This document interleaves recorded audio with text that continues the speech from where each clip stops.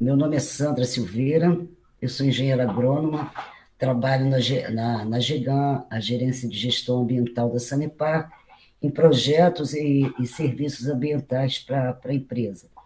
Um deles é a implantação de cortinas verdes e regeneração florestal em estações de tratamento de esgoto e elevatórias de esgoto da região nordeste do país, do Paraná. A região nordeste do Paraná, ela compreende 5 regionais: a Londrina e Cambé, Apucarana, Arapongas, Santo Antônio da Platina e Cornélio Procópio. Nós temos, então, o edital 351 de 2022, lançado esse mês, com abertura mês que vem já, e nós viemos aqui, então, a fazer a apresentação dos serviços básicos do projeto. Isso aqui é apenas um resumo, o projeto é bem mais extenso, então, aqui nós vamos só ver rapidamente o que é o serviço de cortina verde. A implantação das cortinas verdes ela é regida pela Resolução SEMA 016 de 2014, que no artigo 58 dispõe sobre a obrigatoriedade da implantação de cortinas vegetais de espécies nativas no entorno de empreendimentos com atividades geradoras de biogás, o metano, para controle e minimização de emissões atmosféricas. A cortina verde ela é um conjunto de indivíduos de 2 ou mais espécies arbóreas ou arbustivas, adaptadas à região e ao solo local, distribuídas em linhas paralelas, formando uma barreira de isolamento em torno das estações, promovendo a verticalização dos ventos e minimizando a dispersão de odores gerados nos processos de tratamento de esgoto.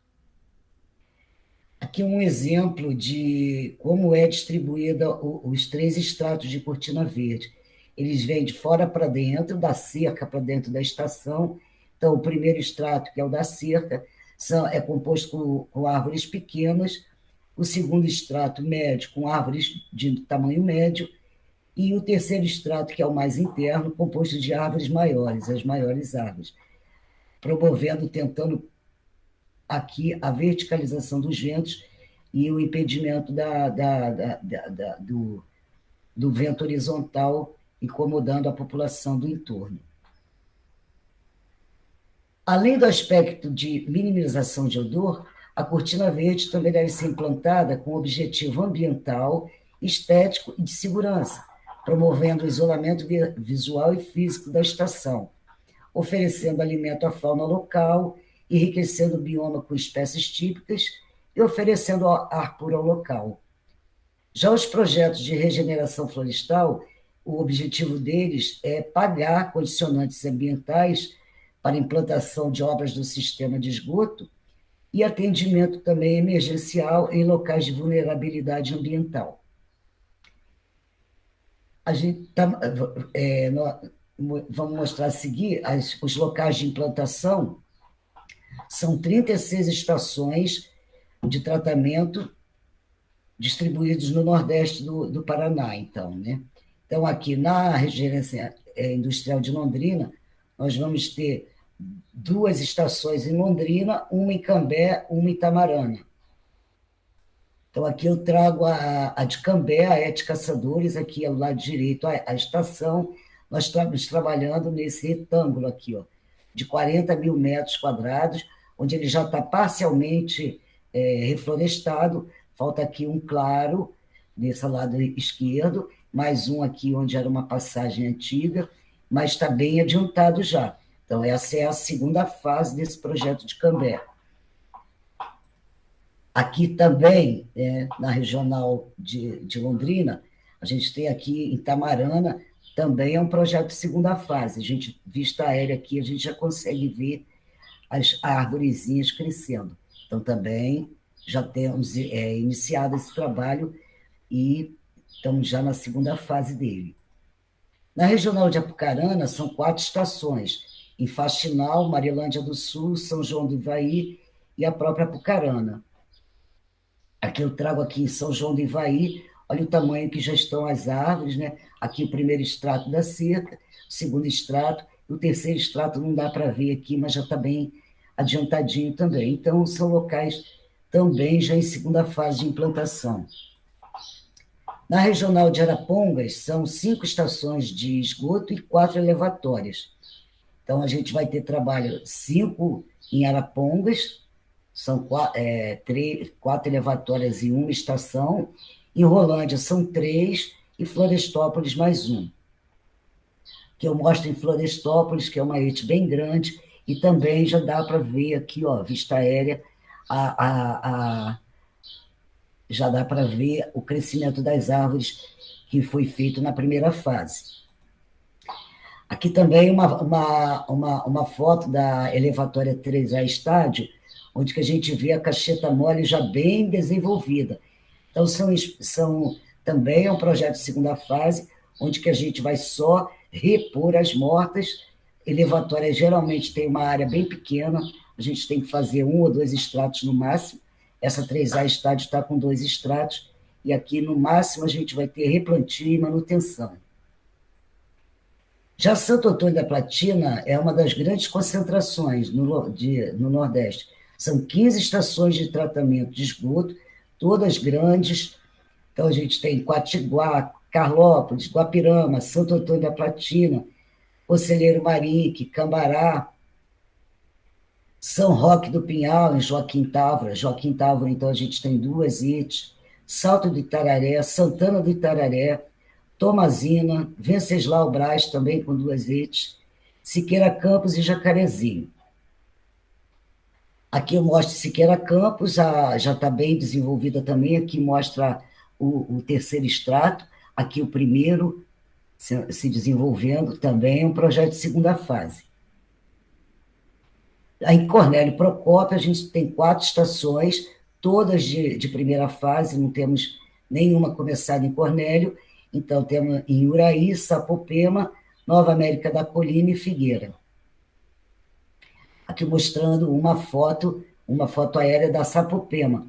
É uma ET bem novinha, está começando a operar agora, não tem nada, então estamos partindo bem do início desse projeto. Aqui um mapa para a gente mais ou menos se localizar. Aqui, ó, bem ao nordeste, regional de Santo Antônio da Platina, tem uma concentração muito grande de estações. Aqui, Apucarana, Londrina e Arapongas, outra concentração. E aqui em Cornélio Procópio, 4 estações. Só por esse mapa aqui, a gente mais ou menos pode vislumbrar da necessidade de, no mínimo, 2 equipes trabalhando, né? Uma que se concentra aqui mais ao nordeste e outra aqui mais a leste, né? Da regional. Para fazer esses projetos, a gente faz um levantamento, um diagnóstico e uma recomendação técnica para cada estação. A caracterização da vegetação nativa, em geral, a nossa região, ela pertence à formação fitogeográfica da floresta estacional semidecidual, que ocupa o norte e oeste do estado, predominando sobre o terceiro planalto paranaense. Constitui uma vegetação pertencente ao bioma Mata Atlântica do interior, típica do Brasil Central. Nesse diagnóstico, a gente estuda as condições físicas do local. O levantamento de campo, ele contempla condições físicas de cada área, especialmente as relacionadas ao layout geral da estação, ou seja, as construções que tem dentro da estação. E também as condições edafológicas do solo, observando zonas de hidromorfismo e compactação. Hidromorfismo, lençol freático muito alto, né, ou quando a gente está muito próxima da APP, do rio, ou alguma coisa, e zonas de compactação importantes também, porque se trabalha com muita terraplanagem na construção das ETs, torna o solo assim bem, às vezes, duro, ou às vezes bem raspado, né, quase no horizonte seco. Então, é bem importante a gente ver aqui do lado direito uma foto de covas em terreno com lençol freático bem alto. Então, isso aqui é problema, né, porque a gente tem acúmulo de água, esquenta com o sol direto e pode queimar muda. Então, isso aqui é uma foto do que tem que ser evitado, né? Nós temos no projeto também distâncias mínimas de árvores em relação às edificações. Então, número em metros, né? Qualquer edificação, um estrato inferior, que são árvores pequenas, tem que estar pelo menos a 3 metros de distância, o estrato médio a 4 metros, o superior a 5 metros. Isso aqui se refere a tamanho de raiz, desenvolvimento, né, da copa, para não ter interferência sobre a infraestrutura, para que a gente não venha causar prejuízo, sombra indesejável, queda de folha em reatores. Então, esses espaçamentos aqui estão sendo respeitados dentro dos projetos. Algumas unidades elas apresentam condições que não permitem a implantação dos 3 estratos de cortina verde, como, por exemplo, construções próximas à cerca divisória, proximidade de lagoas de tratamento e de reatores, que não podem ter a influência da sombra provocada pela cortina verde e nem a contaminação por folhas caídas das árvores. Para cada unidade, então, está previsto plantio de estratos de acordo com cada local. As espécies vegetais, como é que elas foram escolhidas? Né? Ela tem os critérios que nós utilizamos para a seleção das espécies de cortina verde nas GGND. Pertencer ao bioma Mata Atlântica do interior, floresta estacional semidecidual, primeiro parâmetro. Adaptação à região fitogeográfica. Então, regime de luz, hidromorfismo, pedregosidade, ocorrência de frio intenso e de estiagens, tamanho final da árvore compatível para crescimento no local, densa ramificação de copa, o que a gente quer é fechar a estação. Então, algumas pessoas perguntam por que nós não plantamos ipê, por exemplo. Ipê é uma planta que cai todas as folhas no inverno, né? Então, ela não cumpre o papel dela de fechamento da estação. Então, caímos aqui nesse folhagem perene ou semiperene. A folhagem tem que ser perene, ela não pode perder folha no inverno, a não ser a queda normal de velhice, mas não ter queda por causa da estação. Crescimento rápido, o que nós precisamos é implantar rapidamente as cortinas e não utilizar espécies que demoram aí 10, 15 anos para atingir o tamanho final.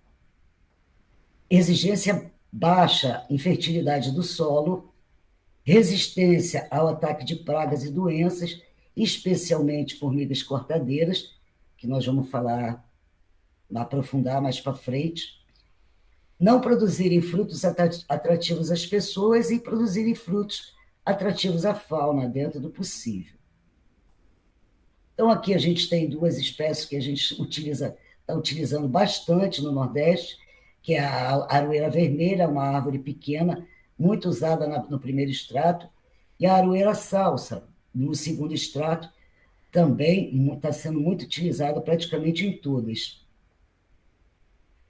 Aqui nós temos, então, as espécies que estão sendo recomendadas nesse projeto, com as quantidades. Então, aqui, para o primeiro extrato, 6.940 árvores, ou do leiteiro ou da aroeira vermelha. Nós sempre damos mais de uma opção para o primeiro extrato, para os extratos, devido a, às vezes, dificuldade de compra, não consegue encontrar nos viveiros, e chegou a hora do plantio, a gente tem que estar com as mudas. Então, a gente sempre dá uma opção. Aqui, para o segundo extrato, nós temos 1.738 árvores de aroeira salsa, ou pata de vaca branca nativa, de espinho, ou pau-jacaré, ou açoita-cavalo. E para o terceiro extrato, o pau-d'alho ou a figueira branca. No extrato único, que são os projetos de regeneração, a gente está com tem uma listagem no projeto técnico. Tem uma listagem de mais de 150 espécies nativas que a gente utiliza, então, em regeneração no bioma da floresta estacional. No total, nós temos aqui 11.668 árvores para plantio e 20% ainda para replantio, 2.333. Lembrando que esse número é o de árvores que vão ser plantadas na primeira fase do projeto, sendo que a gente tem muitas em segunda fase. Aqui são só as que vão ser plantadas agora, mas o número de árvores que vão ser cuidadas e feita a manutenção é muito maior, é mais 40 mil árvores, que a gente tem o remanescente do primeiro plantio feito há 3 anos atrás. Para cada extrato de cortina verde, há mais de uma opção de espécie. No entanto, a preferência é dada para as seguintes espécies: o leiteiro, Taberna montana istrix, para o primeiro extrato, a aroeira salsa, esquinos mole, para o segundo extrato, e o paudalho, Galés integrifolia, para o terceiro extrato. E por que a gente está dando essas preferências? Essas espécies, elas atendem todas as características desejáveis para o padrão de cortina verde das estações da GGND. Aquelas características que eu citei agora há pouco. Né? De não ter queda de folha no inverno, existe a estiagem, existe a seca, são pouco exigentes em fertilidade, crescem rápido, né? E principalmente todas elas resistem a ataque de formiga. Não é nem resistem, elas não são procuradas por formigas. As formigas evitam essas espécies, ou por látex, ou pelo cheiro da planta, elas não vão lá. Então, aqui mostrando o leiteiro sendo produzido em viveiro, e aqui na vegetação espontânea. O leiteiro é muito comum como vegetação espontânea aqui no Nordeste. Uma planta fantástica, tem copa maravilhosa, produz muito fruto atrativo, não cai folha. No entanto, ele tem a germinação difícil em viveiro. Então, por isso, aqui a espécie pata de vaca ou a aroeira salsa ou a aroeira vermelha, podendo substituir o leiteiro. Aqui a pata de vaca de espinho também, para substituir a aroeira salsa. Aqui o paudalho, são espécies não muito procuradas por formiga, essas duas de baixo. O leiteiro não é atacado por formiga. Nos projetos de regeneração florestal, a gente tem essa relação de espécies nativas com mais de 150 espécies. E aqui eu trouxe algumas fotos dos plantios de caçadores sendo feito, já tem árvores com mais de 5 metros de altura. Aqui uma pequena árvore no começo, aqui já em outro projeto, mas também de regeneração florestal. O espaçamento para o plantio de cortinas verdes, o espaçamento entre linhas é o mesmo que é dado entre plantas. As linhas de árvores da cortina devem ser paralelas e intercaladas conforme o esquema abaixo, tentando evitar, por exemplo, o sombreamento de uma pela outra, né, para que ela tenha um desenvolvimento máximo. Esses esquemas estão dentro do nosso Manual Técnico de Implantação de Cortinas Verdes, que é de 2009. Aí começamos, então, a descrever as atividades gerais desse projeto, né? Quais são os serviços que vão ser feitos mês a mês aí, durante 2 anos desse nosso contrato. O controle de formigas cortadeiras, eu chamo a atenção logo de cara, o principal controle é o uso de plantas não atacadas por formiga, porque em local de muita formiga, seria praticamente a gente ter que estar presente todos os dias, e isso é muito difícil. Nós não temos, no próprio contrato, capacidade de todo dia ter uma pessoa lá fiscalizando a formiga. Então, o principal controle é realmente por plantas que não são atacadas. No entanto, sendo observado olheiros na região, a atividade de controle de formigas deve começar 15 dias antes do plantio e abranger todo o período contratual. A atividade pode ser realizada com controle químico, desde que as linhas estejam fora das áreas de preservação permanente. Existem vários produtos, os mais utilizados são as iscas tóxicas. No entanto, nas áreas de proteção ambiental ou área de preservação permanente, o uso de produtos químicos é proibido. Então, temos que procurar, então, produtos mais orgânicos. Existem produtos orgânicos disponíveis. E essas áreas são pequenas também. A maior parte da cortina ela fica em numa área que dá para usar as iscas tóxicas.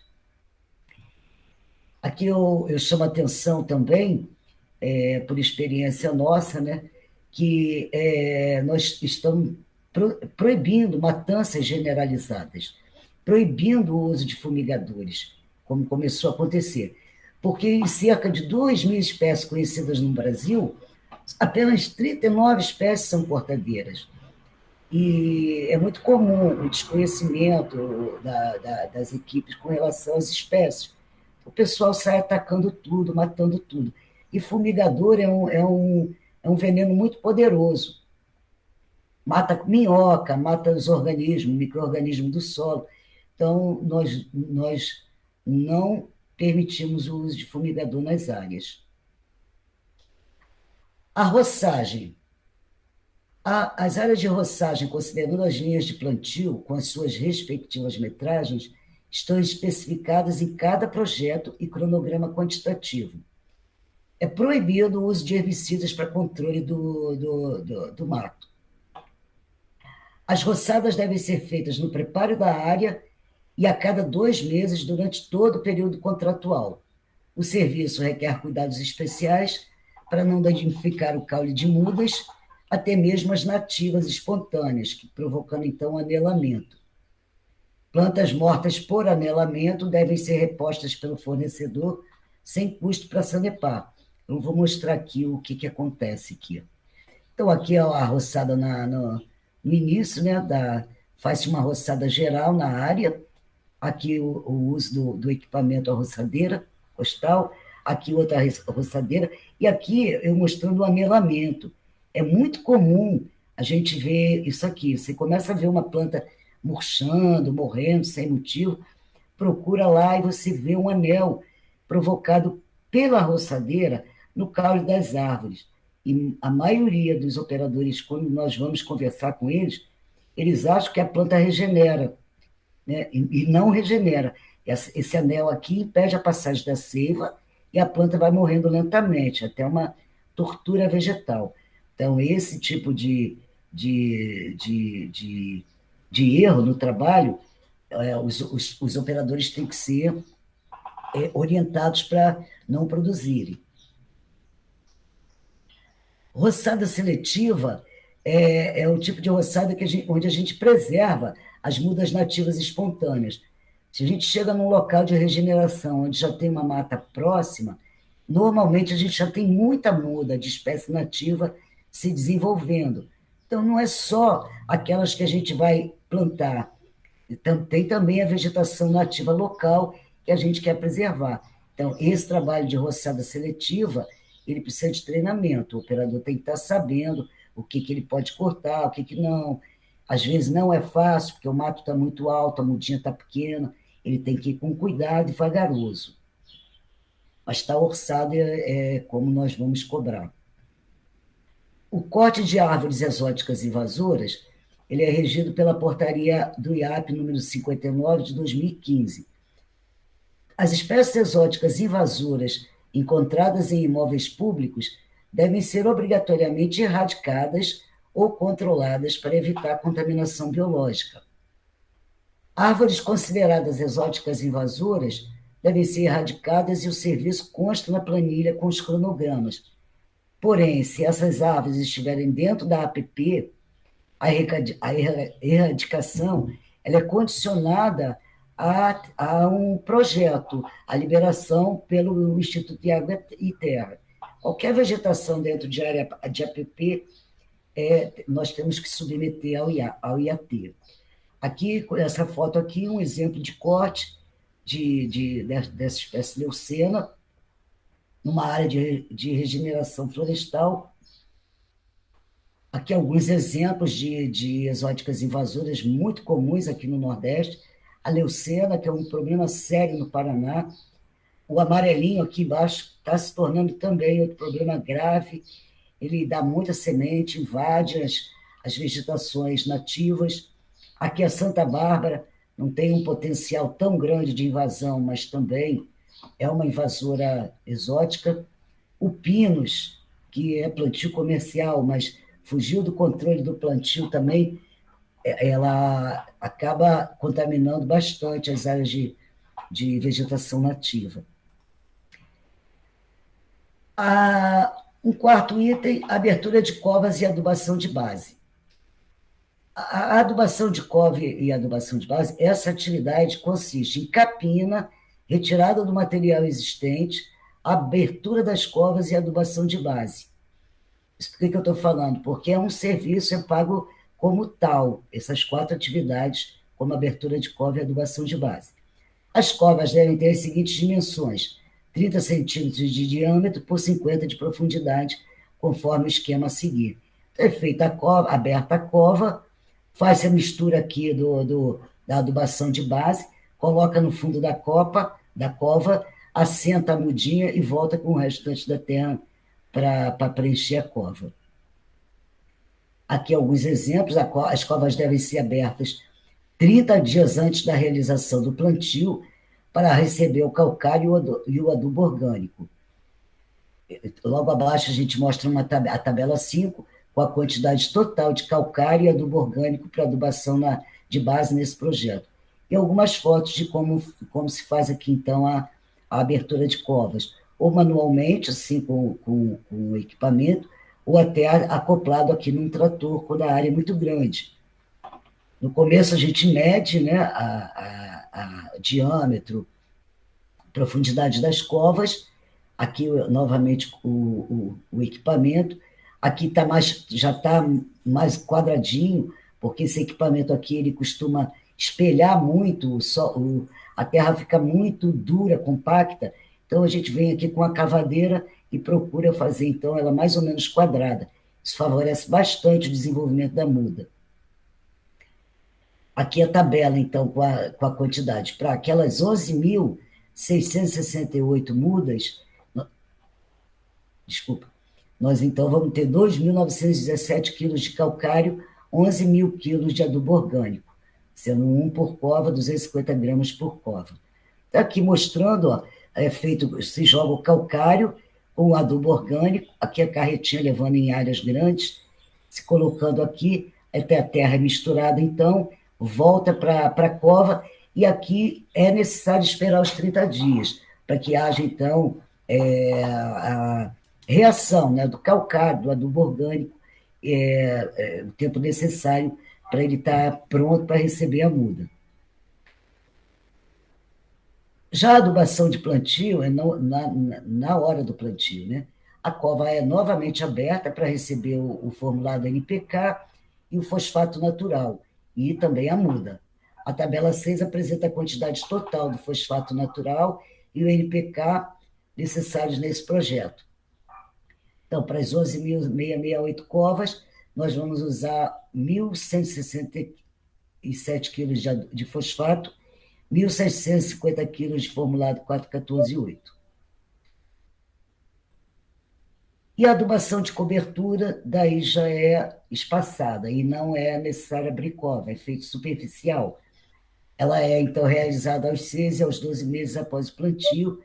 Devem ser aplicados, então, 25 gramas de ureia, 25 gramas de cloreto de potássio por cova e superfície, na projeção da copa e próximo ao caule. Aqui, novamente, aqui já não são as 11.000, são todas as 43.000, que são as remanescentes do primeiro projeto, e mais as 11.000 dessa fase, de primeira fase. O fornecimento de mudas. Então, aqui é um dos principais do nosso projeto. As mudas devem apresentar boa qualidade e ter boa procedência. Todas as mudas devem estar livres de doenças e deformações, principalmente de raiz enovelada, raiz torta. E quanto às espécies botânicas, principalmente nos projetos de regeneração, as espécies indicadas para cada estação foram escolhidas buscando atender às particularidades de cada local, de forma que a troca de espécies irá acarretar uma descaracterização do propósito original. O viveiro fornecedor de mudas deve estar inscrito no Registro Nacional de Sementes e Mudas, do Ministério da Agricultura. É muito importante essa fase, né, da escolha de muda no viveiro, da compra de muda e trazer ela para a cortina verde. Deixa eu passar aqui. Para a cortina verde é mais simples, porque as espécies mais ou menos se repetem. Agora, para a regeneração florestal, não. Aí a diversidade é que vai, é que manda. E a muda é muito pequena, muitas vezes nós não conseguimos identificar a espécie botânica. Então, elas devem vir separadas, devem vir identificadas com etiqueta, com nome científico, nome comum, e isso quem pode garantir para a gente a qualidade genética do material é o viveiro produtor de muda.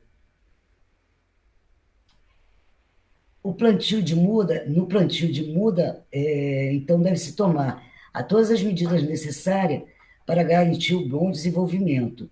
Retirar a embalagem com cuidado, para evitar o destorroamento da raiz, realizar a poda do excesso de raízes capilares, rejeitar o plantio de mudas com raízes enoveladas ou tortas.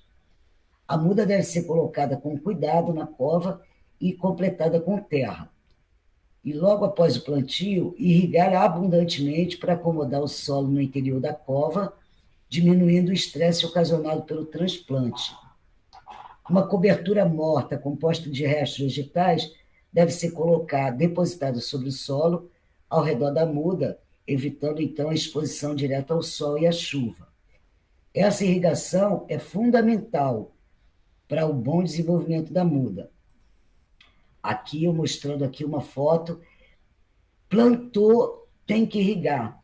Então, nós tivemos experiência, por exemplo, numa manhã quente, vi plantando e deixando para molhar lá pelas 11 horas para aproveitar ao máximo, né, a logística do plantio. E muitas não existem, nem mesmo a 2, 3 horas sem a rega. Então, nós estamos chamando a atenção para isso. Plantou, tem que ter a equipe preparada, já ir molhando a cova no local, no local do plantio. Aqui mostrando também, aqui ela, como deve ser, né, a cobertura morta no redor da muda, para evitar exposição direta ao sol, e aqui exatamente o contrário. Né? Aqui a gente teve carreamento de solo para dentro da cova, afogou a muda aqui a muda até morreu, porque não aguentou esperar de 8 até as 11 para ser molhada logo depois do plantio. Então, a irrigação é fundamental e imediata, e faz parte do pagamento de plantio de mudas. A proteção de mudas é a implantação, então, de 3 estacas de madeira por planta e a reposição dessas estacas quando elas apodrecem ou são perdidas. Então, tem aqui a colocação das estacas, tanto para proteger quanto para demarcar, né, a muda que está sendo plantada. Já o tutoramento é a amarração das mudas em estaca de bambu ou madeira para evitar o tombamento e a deformação pela força do vento, sem entortar. Não é sempre que precisa, né, tem locais protegidos onde não tem incidência de vento, mas havendo necessidade, todas as estações têm orçamento para tutoramento de muda. A estaca não, a estaca é obrigatória, nós vamos ver por que até, com a roçada. No coroamento manual, o que é? É o arranquio manual entre as mudas e as estacas. Então, aqui, ou quando não tem estaca, é de 20 centímetros ao redor da muda. Então, isso aqui não é para entrar com roçadeira, pode-se entrar com enxada com muito cuidado, mas normalmente se usa a mão mesmo, né, com luva, para não se machucar, mas é arrancado com a mão ao redor da muda aqui. E o coroamento deve ser realizado em todas as plantas vivas, antes de qualquer outro procedimento. O serviço deve ser realizado mensalmente, por ocasião das vistorias de identificação do ataque de formigas, durante todo o período contratual. Então, todo mês é feito coroamento manual e feito também a identificação se está havendo ataque de formiga. O coroamento com enxada, então, é a retirada total, com o uso de enxada, das plantas entre a muda, entre as estacas e mais 20 centímetros para fora, depois de ter sido feito coroamento manual. Os restos vegetais devem ser mantidos no local como cobertura morta e o serviço de coroamento é realizado todo mês, após o coroamento manual e durante todo o período contratual, sendo proibido o uso de herbicidas para controlar o mato. Então, a gente tem aqui foto embaixo, aqui, ó, já foi feito coroamento manual, está sendo feito coroamento com enxada, e voltando com a vegetação para proteção do solo, da chuva e do excesso de sol. Reposição de mudas. É o replantio de mudas mortas, inexistentes ou debilitadas. Para o padrão Cortina Verde, não são admitidas falhas no estande adulto. Sendo assim, se deve dar grande importância à reposição de mudas, pois as falhas na barreira vão ocasionar afunilamento dos ventos e aumento da dispersão de odores. Então, aqui é uma cova que perdeu a muda, por algum motivo, então está sendo feita a reposição. Normalmente, a reposição, nós pedimos mudas um pouco maiores, para acompanhar aquelas que estão sobrevivendo e que não morreram, que já devem estar maiores do que as que vão vir novamente a repor. As podas. Podas é controverso, nem sempre. Algumas plantas necessitam de podas de condução, visando uma melhor formação do tronco de árvores. Só que as podas excessivas podem reduzir o crescimento, de modo que o serviço deve ser realizado com a nossa orientação técnica. Novamente, falando da irrigação, é o serviço mais importante para a implantação das mudas. A gente tem uma foto aqui, plantou a muda, está sendo irrigada.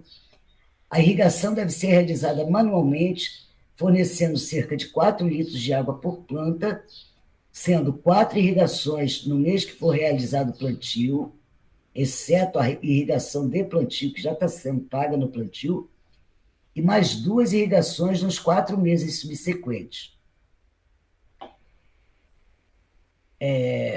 Materiais e equipamentos, todos os materiais e equipamentos devem ser compatíveis e específicos para os serviços a serem realizados e devem ser fornecidos pela empresa contratada. Todos os trabalhadores devem estar portando equipamentos de proteção individual,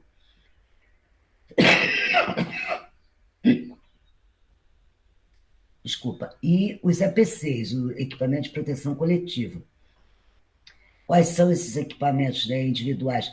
Óculos, luvas, botas, perneiras, máscaras, vestimentas, capas de chuva, e todos os trabalhadores devem ser orientados para os cuidados necessários com a segurança. Os materiais descartáveis devem ser retirados dos locais de plantio e ser destinados adequadamente, né? Sendo que sacos plásticos, tubetes, devem ser descartados com material reciclável e todos os outros materiais de acordo com a destinação adequada. Serviços gerais de jardineiro, eles são orçados para serviços que não são de forma contínua, mas que às vezes precisam ser realizados e que não estejam descritas no projeto original. Então, por exemplo, eu botei aqui a Ete Congonhas de Uraí, que ela teve a cerca dela derrubada, e a linha de cortina passa bem no meio desses destroços aqui. Então, eu coloquei, entre os serviços incluídos nessa atividade, está a limpeza da área para a retirada de restos de construção civil, retirada de galhos e troncos mortos, construção de aceros em locais com risco de incêndio. Então, esse serviço é pago em hora homem. Algumas observações importantes, nós estamos chegando no final. O contrato terá vigência, então, de 2 anos, podendo ser prorrogado por mais 1 ano. O plantio de cortina verde e outros padrões vegetais deve seguir o descrito no termo de referência padrão para cortinas verdes. Todavia, se ressalta que qualquer dúvida existente no projeto, devem ser sanadas com o técnico da Sanepar, responsável pelo projeto e pelo acompanhamento da execução da obra. E sempre deverá ser seguido o descritivo do projeto técnico, uma vez que esse é personalizado em face do que existe na unidade. Até porque, chama a atenção, o termo de referência ele é muito mais completo, ele tem muito mais serviços né? Tem mais de 30 serviços, sendo que nós optamos aqui nos nossos projetos, são 16 serviços. Então, o que está escrito no projeto técnico está necessariamente no termo de referência. O número de equipes e de funcionários, ele deve atender às demandas dos projetos em 36 estações simultaneamente. Os cronogramas de trabalho e as prioridades de serviço deverão ser de entendimento e consenso entre a Sanepar e as equipes de trabalho. Uma explicação disso aqui é, por exemplo, uma ET que já foi começada, uma estação de tratamento onde já que está na segunda fase, ela está precisando muito de trabalho urgente, que são as roçadas, as limpezas, reposição de muda morta, reposição de proteção. Então, esses aí são prioritários. Essas prioridades nós vamos fazer o entendimento dela na abertura, na assinatura do contrato, na reunião de assinatura de contrato. Os serviços devem ter registro fotográfico com data e horário da realização, podendo as fotos ser utilizadas como acervo da Sanepar. Uma outra consideração importante: qualquer animal presente na área de trabalho deve ser tratado com respeito e dignidade. São expressamente proibidas a morte e a captura de qualquer tipo de animal, como cobras, lagartos, abelhas, coatis, aves, lagartas, aranhas, entre outros. Qualquer maltrato contra animais se constituirá em crime contra a fauna no estado do Paraná e passível de punição. Os trabalhadores devem se proteger e evitar o contato direto com animais, especialmente os considerados peçonhentos e altamente alérgicos. Então, por experiência própria, a gente já vê, né, às vezes, por medo, desconhecimento, o medo de cobra, por exemplo, que apavora, o pessoal deve se proteger, evitar espantar a cobra, jamais matar, porque o que nós estamos tentando é justamente regenerar a flora, regenerar a fauna, não é expulsar os animais, né? Matar, queimar abelheiro, enfim. Em relação às podas ou cortes de árvores, verificar se as árvores estão embaixo da linha de tensão, né? De alta tensão, baixa tensão. E se sim, quem deve fazer o serviço é a Copel, não nós. Para, né, solicitar apoio técnico da Copel para evitar incidentes, acidentes com os operadores, que de repente, porventura, esteja cortando uma árvore que esteja embaixo de uma linha de energia. Era isso. Eu só tenho mais um exemplo, por exemplo, de um projeto individual. Isso aqui é feito para as 36 estações, né? Eu trouxe aqui a estação de Guapirama, que é uma ET de primeira fase, plantação de cortina verde na estação de Pirainha, em Guapirama. Então, mostra ela aqui, ó, não tem trabalho nenhum ainda, é uma ET novíssima, está entrando em operação agora, né? Então, eu descrevo lá, a gente vê perímetro, distância das edificações, e coloca, então, o primeiro extrato na área toda, o segundo, aonde que dá, o terceiro já, geralmente, aqui dá para terceiro, aqui já não dá, né, devido à proximidade aqui da edificação. Então, voltando aqui um minuto, de acordo com esse perímetro aqui de 450 metros, para um perímetro de 450 metros, percorrendo toda a estação, utilizar as espécies e espaçamentos indicados na tabela 1, que está aqui logo abaixo, para os estratos inferior, médio e superior. A estação tem condições de área para os 3 estratos. Também chama atenção que, nesse caso específico, a Prefeitura de Guapirama está muito interessada em ajudar a Sanepar e tem oferecendo, então, ajuda para o serviço de aquisição de mudas. As mudas excedentes, por acaso houver, a gente pode plantar em áreas de preservação permanente dentro da estação. A área de roçada é de 3.600 metros quadrados, isso aqui é calculado de acordo com o número de linhas e o espaçamento entre linhas e entre plantas. Então, é calculada a área de roçada. E para número de plantas, são 520 para plantio, mais 104 para replantio. Então, voltando aqui, eu mostro os espaços internos, né, durante o levantamento, locais onde pode Aqui já, então, a entrada, lá no fundo é a APP, aqui as laterais, bem, com bastante espaço de plantio. É uma rede bem grande, vai dar para fazer um trabalho muito bacana aqui.